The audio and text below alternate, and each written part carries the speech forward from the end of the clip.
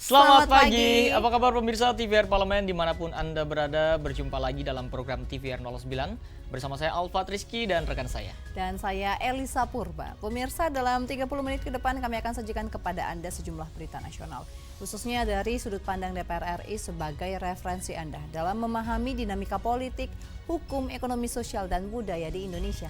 Dan pemirsa TVR Parlemen, inilah TVR 09 selengkapnya.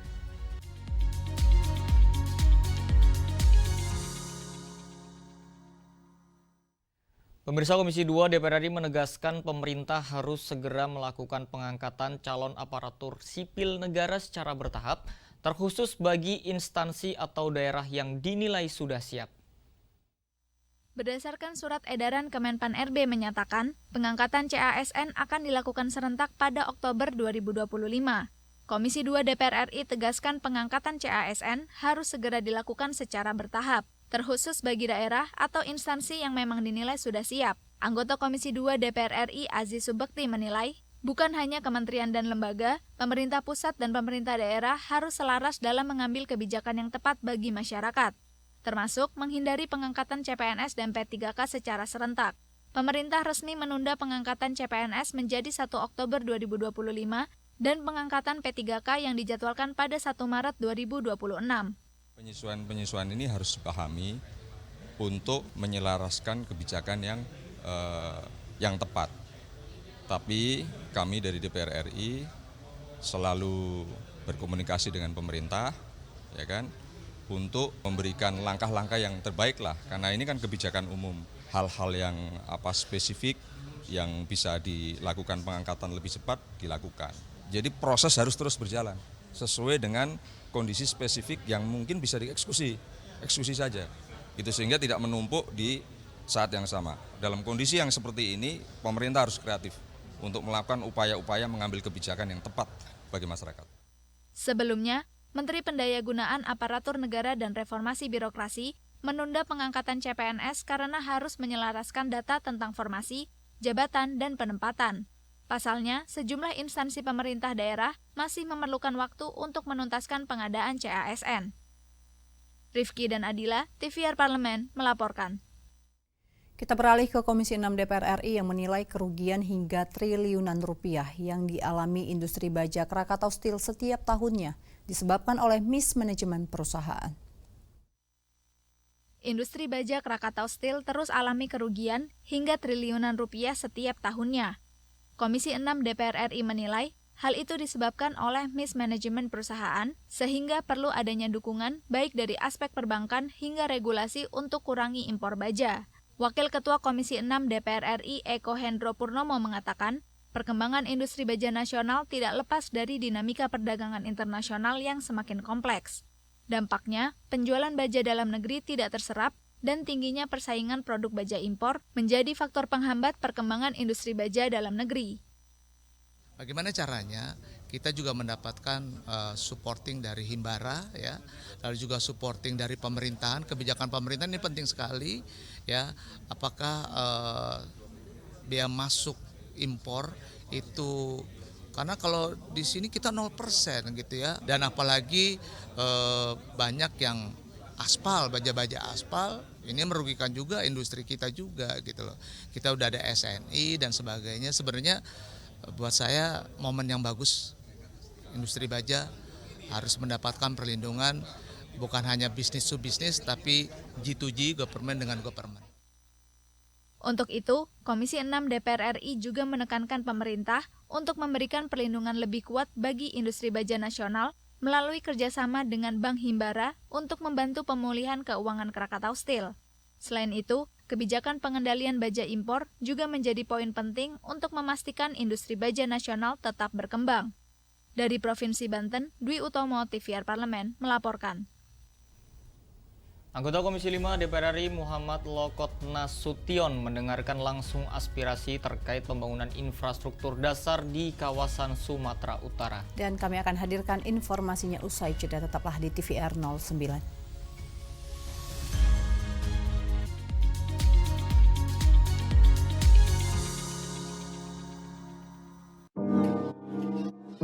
Bagi waktu itu harus ada prioritas. Dan anak-anak sangat mengerti. Pada saat saya kerja ya saya harus bekerja, tapi pada saat saya pulang ke rumah ya adalah mengabdikan diri sebagai ibu untuk anak-anak. Lebih ke perempuan, pada saat saya menjadi ketua Kaukus Perempuan Parlemen di Provinsi Kalimantan Tengah, banyak sekali permasalahan yang dihadapi. Pertama adalah kekerasan rumah tangga. Kedua adalah pernikahan dini, anak-anak di bawah umur. Ketiga adalah masalah stunting. Itu adalah bukan permasalahan yang mudah, tetapi itu adalah harus menjadi perhatian kita bersama, masalah stunting ini. Itu banyak hal yang permasalahan yang dihadapi kami di Kalimantan Tengah pada saat itu. Dan saya sangat percaya bahwa di bawah Pak Surya Paloh dan juga menurut saya Partai Nasdem adalah partai yang sangat menaungi kaum wanita. Pengusaha sukses atau dunia politik? Waduh, boleh nggak dua-duanya? Salah satu. Pengusaha sukses atau dunia politik? Dunia politik itu apa? Sukses juga nggak dunia politik ya? Ya, sukses, sekarang. Dunia politik lah. Karena dunia politik, di dunia politik saya bisa jadi pengusaha. Menjadi pengusaha sukses belum tentu bisa jadi dunia politik loh. ajak anak jalan-jalan atau ketemu konstituen. Nah ini dia nih. Kalau sekarang banyak ketemu konstituen daripada ajak anak saya jalan-jalan. Jadi saya pilih ajak anak saya jalan-jalan aja. Karena kenyataannya kerja terus, iya. Anak saya lagi nyariin terus nih. Segera, hanya di TVR Parlemen.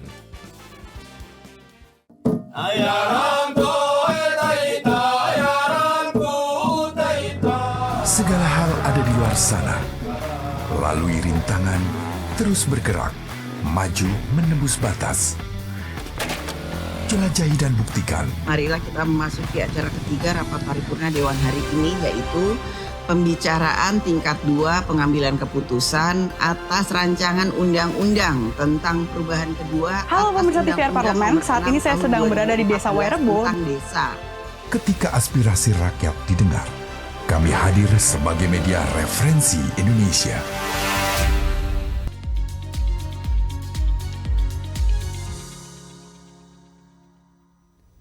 Anda masih menyaksikan TVR 09 pemirsa.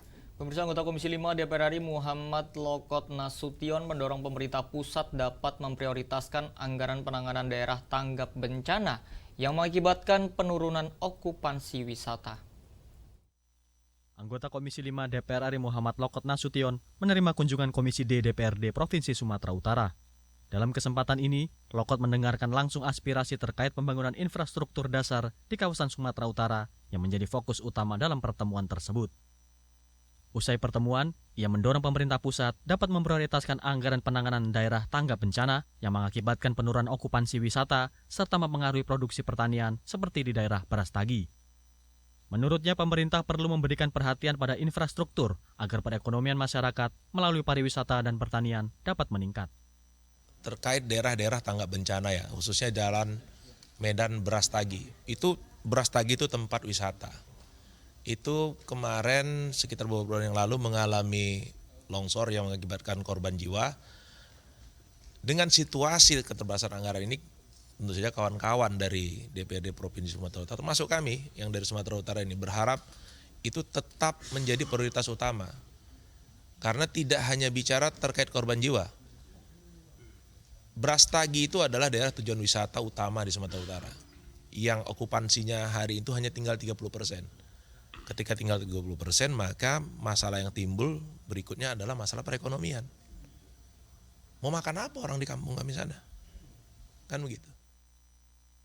Lebih lanjut, Lokot memahami saat ini pemerintah pusat dan daerah tengah menghadapi keterbatasan anggaran akibat kebijakan efisiensi. Meski begitu, ia menegaskan akan terus memperjuangkan pemulihan dan pembangunan infrastruktur di Sumatera Utara, mengingat dampak positifnya terhadap perekonomian masyarakat. Samuel dan Gunarso, TVR Parlemen melaporkan.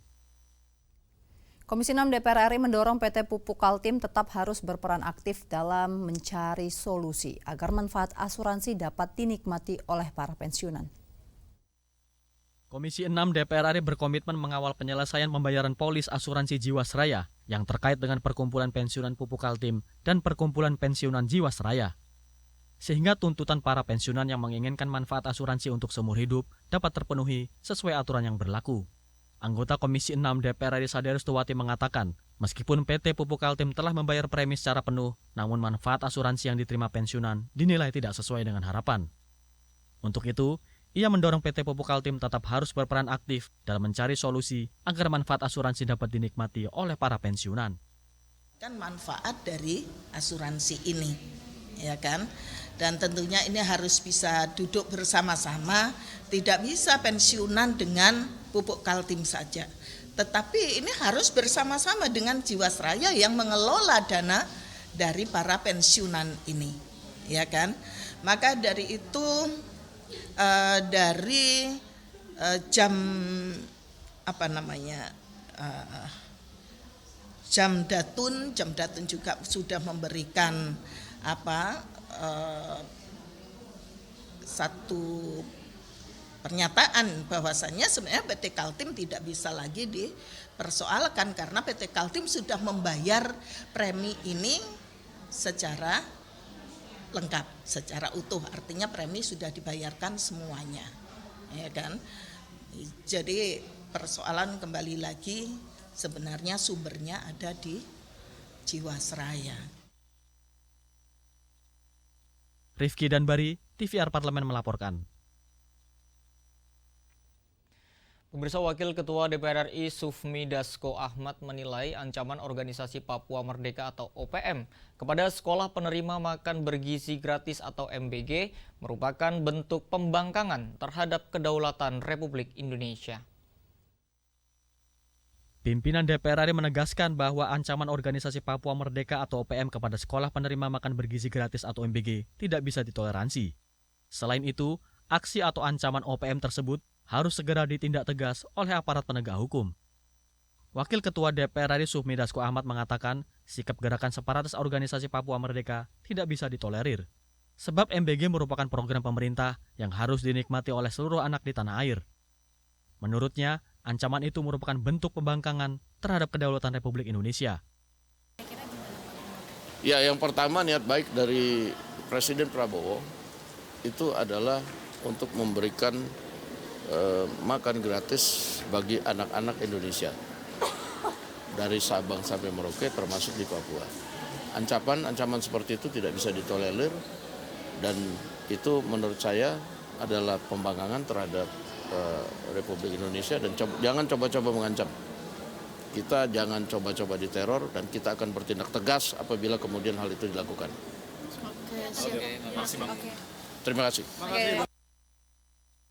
Dasko juga mengapresiasi langkah pengamanan yang dilakukan TNI di sekolah-sekolah, terutama di wilayah yang dianggap rawan ancaman OPM.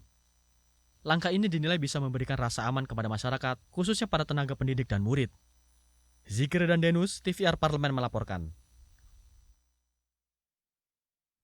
Pemirsa, gelombang pengungsi Rohingya yang terus berdatangan ke Indonesia menjadi sorotan. Pasalnya Indonesia terancam akan terjebak terus menampung pengungsi Rohingya yang berdatangan tanpa kepastian kapan akan pergi. Lalu sampai kapan Indonesia harus terus menampung mereka? Bagaimana regulasi yang mengatur kedatangan mereka?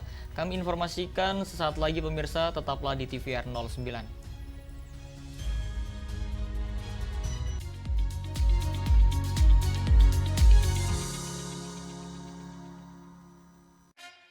Yuk kita kenalan dengan anggota DPR RI periode tahun ini. Dari depan kursi. Di balik kursi. Gini, di balik kursi. Aku ingin menjadi sesuatu yang mungkin bisa kau rindu. Acap kahiji, rukun sakabehna. Itulah pokok nama. Semakin penasaran kan bagaimana kiprah karir politiknya? Hanya di TVR Parlemen.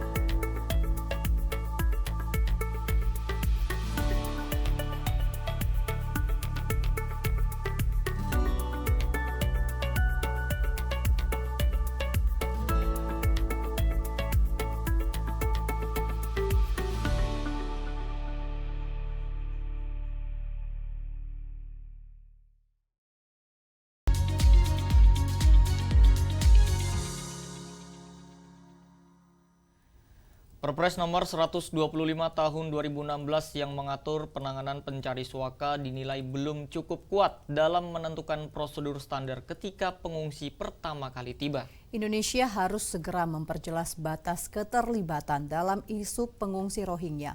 Penanganan pengungsi Rohingya bukan hanya tanggung jawab Indonesia, tetapi juga negara-negara lain di ASEAN. Simak informasi mendalam yang telah dikemas oleh tim redaksi TVR Parlemen dalam segmen Lensa Parlemen. Berikut ini.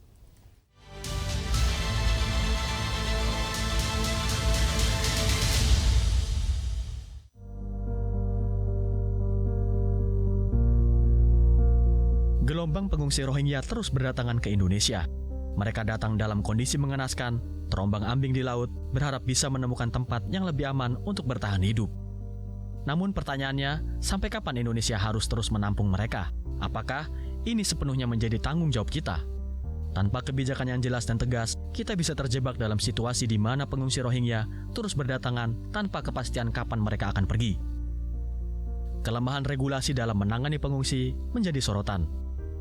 Perpres nomor 125 tahun 2016 yang mengatur penanganan pencari suaka dinilai belum cukup kuat dalam menentukan prosedur standar ketika pengungsi pertama kali tiba.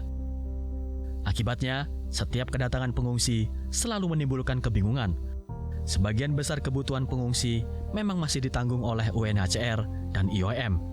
Namun, ini bukan berarti Indonesia bisa lepas tangan. Pemerintah daerah seringkali harus menangani dampak sosial dari keberadaan pengungsi, mulai dari ketegangan dengan masyarakat setempat hingga keterbatasan sumber daya. Karena itu, Indonesia harus segera memperjelas batas keterlibatan dalam isu ini.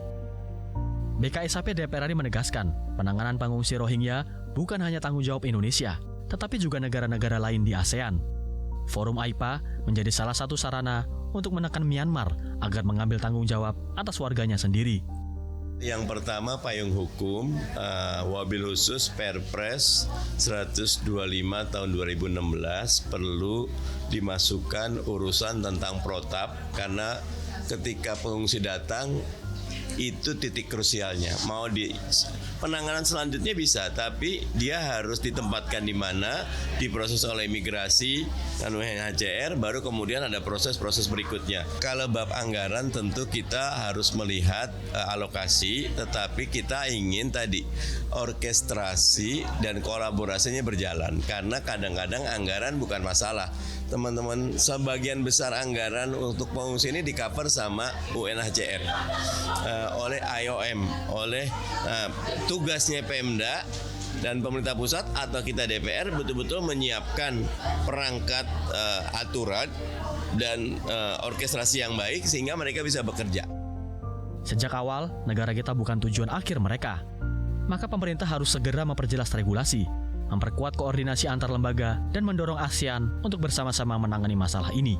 Jangan sampai Indonesia terlambat mengambil sikap, hingga akhirnya pengungsi Rohingya menjadi masalah permanen yang sulit diselesaikan.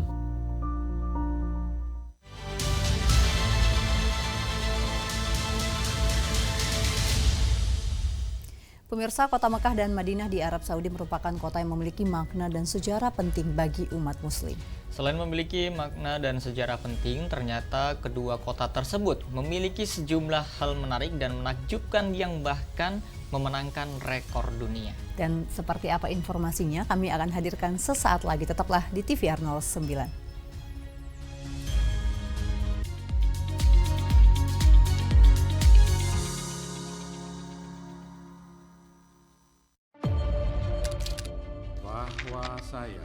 Bahwa saya demi Allah, saya bersumpah dan seadil-adilnya periode keanggotaan DPR RI hingga saat ini, yaitu terdapat 126 undang-undang yang telah selesai dibahas DPR RI.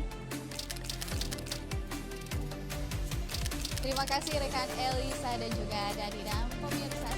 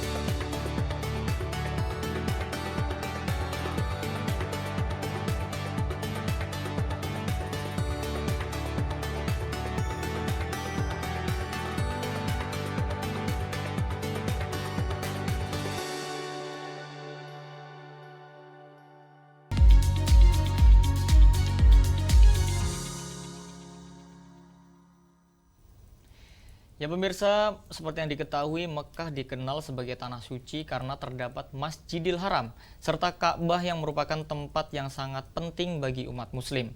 Dan Madinah merupakan tanah suci karena terdapat Masjid Nabawi yang merupakan pusat dari kekuasaan Islam. Nah, kedua masjid ini memiliki pesona yang sangat indah dan juga kuat. Tidak hanya terlihat dari bangunannya yang kokoh dan juga besar.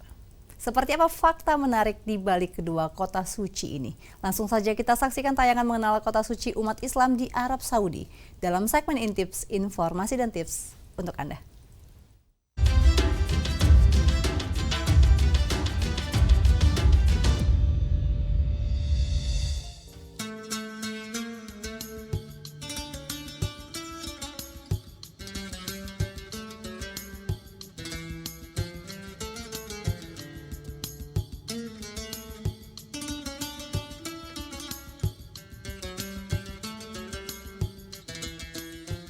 Hai pemirsa Intips TVR Parlemen, kali ini pemirsa kita ajak untuk berjalan-jalan ke Arab Saudi. Tahu nggak, hubungan Indonesia dan Arab Saudi sudah terjalin cukup lama loh pemirsa. Raja Arab Saudi pun juga cukup sering berkunjung ke Indonesia dan tentunya berkunjung ke gedung parlemen DPR RI. Hubungan Indonesia dan Arab Saudi sudah terjalin sejak tahun 1950-an, bahkan masih membekas hingga sekarang. Jika pemirsa berkunjung ke Arab Saudi dan melihat pohon hijau yang rimbun di kanan kiri jalan, nah itu adalah pohon oleh-oleh dari Presiden Soekarno dari tahun 1955. Orang Arab Saudi menyebut pohon yang dikenal dengan nama pohon Mindi itu dengan sebutan pohon Soekarno. Wah, ternyata Indonesia menyumbang hijaunya Arab Saudi ya. Selain menjadi negara dengan jamaah haji terbesar di dunia, Indonesia juga menyumbang pengunjung ziarah ke Arab Saudi melalui ibadah umroh. Jumlahnya tidak main-main, setiap tahun mencapai 500.000 lebih jamaah umroh yang berkunjung ke Arab Saudi. Nah, yuk kita ajak pemirsa berziarah kemana lagi kalau bukan kedua kota yang menjadi tempat suci umat Islam, Kota Mekah dan Kota Madinah. Sekarang kita berkunjung ke Kota Suci Mekah, kota yang menjadi tempat kelahiran Nabi Muhammad sekaligus menjadi kota tempat lahirnya agama Islam. Di Kota Mekah terdapat Ka'bah yang sudah ada sejak Nabi Ibrahim. Ka'bah yang berbentuk kubus ini kini digunakan sebagai arah atau kiblat untuk beribadah bagi umat Islam. Berada di dalam masjid suci yang dikenal dengan Masjidil Haram. Setiap tahunnya jutaan umat Islam dari seluruh penjuru dunia mengunjungi Ka'bah untuk berdoa langsung, baik dalam momen ibadah haji yang hanya terjadi setahun sekali atau dalam momen ibadah umroh yang bisa dilaksanakan kapan saja. Di sekitar Masjidil Haram, tentunya umat muslim bisa menanti-nanti untuk mengikuti sholat berjamaah langsung di depan Ka'bah. Umat Islam melakukan berbagai ritual keagamaan yang masing-masing memiliki makna yang mendalam bagi umat Islam. Seperti kegiatan tawaf atau kegiatan mengelilingi Ka'bah sebanyak 7 kali. Saat tawaf, pemirsa bisa menyentuh langsung Ka'bah mulai dari Hijir Ismail hingga mencium batu suci yang dikenal dengan Hajar Aswad. Selesai tawaf, pemirsa bisa melanjutkan kegiatan sa'i atau lari-lari kecil sebanyak 7 kali dari Bukit Syafa dan Bukit Marwah secara bolak-balik. Kegiatan sa'i ini mengingat perjuangan Siti Hajar, istri dari Nabi Ibrahim, untuk mencari air bagi anaknya Nabi Ismail. Perjuangan Siti Hajar inilah yang kemudian menjadikan Masjidil Haram menjadi kota suci sejak dahulu. Karena di daerah tandus Mekah ini akhirnya mengalir air suci yang dikenal dengan mata air Zam-Zam. Di Mekah, untuk mengetahui sejarah peradaban Arab Saudi, pemirsa bisa berkunjung ke Museum Al-Amaudi. Museum yang menyajikan keunikan warga Arab Saudi dilihat dari sisi gaya hidup atau kebiasaan masyarakat Arab Saudi. Dari Kota Mekah, kita mengunjungi satu lagi kota suci umat Islam di Arab Saudi. Di mana lagi kalau bukan kota Nabi, yaitu Kota Madinah. Di Kota Madinah inilah sejarah mengukir peradaban bagi umat Islam. Nabi Muhammad wafat di Kota Madinah, kota yang dia bangun menjadi kota modern Islam pertama di dunia. Di Kota Madinah terdapat Masjid Nabawi. Di dalam masjid terdapat beberapa tempat suci sekaligus bersejarah. Di antaranya adalah makam Nabi Muhammad yang dikenal sebagai Raudah. Selain itu, di dalam Masjid Nabawi juga ada mimbar Nabi. Di sini konon dulu Nabi Muhammad melakukan dakwah kepada masyarakat Madinah. Karena dakwahnya yang penuh cinta kasih, masyarakat Madinah berbondong-bondong masuk Islam hingga kini menyebar ke seluruh penjuru dunia. Masjid Nabawi adalah masjid yang sangat indah dengan ornamen Islam yang sangat menarik. Di Masjid Nabawi, pemirsa bisa beribadah dengan sangat nyaman dan khusyuk karena lingkungan Masjid Nabawi yang berkesan modern dan Islami.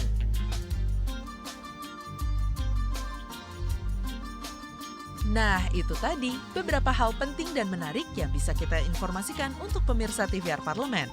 Setelah ini, apakah pemirsa tertarik untuk berkunjung ke Arab Saudi? Tentu dong, bagi umat Islam kan beribadah haji wajib hukumnya bagi yang mampu.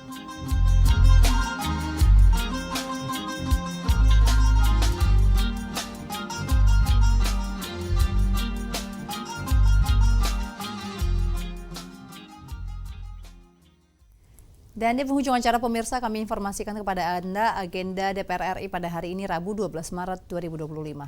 Pada pukul 10 waktu Indonesia Barat akan ada rapat dengar pendapat Komisi 6 DPR RI dengan Direktur Utama PT Perusahaan Gas Negara TBK dan Direktur Utama PT Pertamina Hulu Energi. Lalu pada pukul 13 waktu Indonesia Barat akan ada rapat kerja dengan Menteri Agama Republik Indonesia dan Kepala Badan Penyelenggara Haji, serta rapat dengar pendapat dengan Kepala Badan Pelaksana Badan Pengelola Keuangan Haji. Tentunya masih banyak lagi program DPR RI dan juga agenda sidang DPR RI pada hari ini. Anda dapat menyaksikannya langsung di TVR Parlemen. Anda dapat mengakses di website kami di tvrparlemen.dpr.go.id. Dan pemirsa TVR Parlemen, demikianlah TVR 09 edisi pagi ini. Kami segenap kru TVR Parlemen yang bertugas mengucapkan terima kasih telah setia menyaksikan TVR 09. Ada saya Elisa Purba dan juga rekan saya Alfat Rizky. Pemirsa, sampai berjumpa kembali di TVR 09 selanjutnya. TVR Parlemen, referensi Indonesia.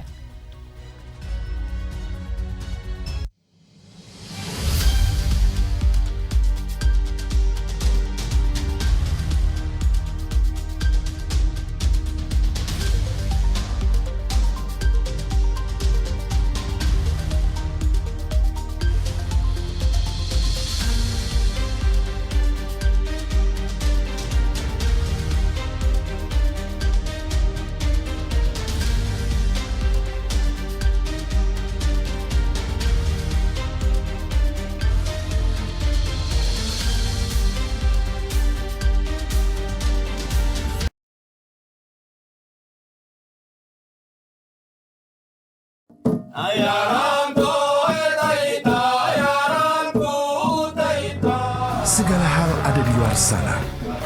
Lalui rintangan, terus bergerak, maju menembus batas.